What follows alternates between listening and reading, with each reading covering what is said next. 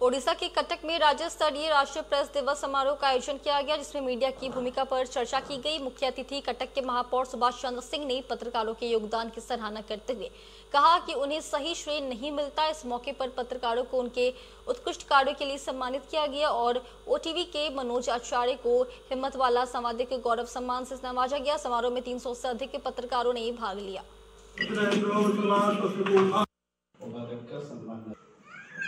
विभिन्न संवाद आज नाम की वजह हमारा उमाकांत पटनायक चीफ एडिटर हिम्मत से आज नाम की आज कार्यक्रम में पूरा सहभागितार कार्यक्रम चली विशेषकर उमाकांत बाबू और विशेषकर कमलाकांत दास संपादक हिम्मत धन्यवाद सुंदर भाव से कार्यक्रम सहयोग कर डॉक्टर बनमाली दत्त महोदय उपस्थित अच्छा मेयर आसी वक्तव्य रखी विदाय एवं उपस्थित अच्छा गहन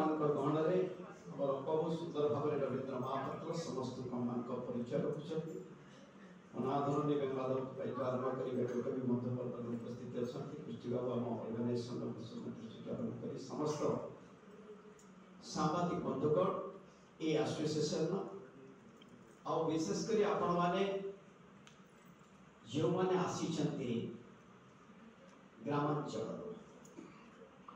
सांबादिक बंधु बहुत बहुत धन्यवाद।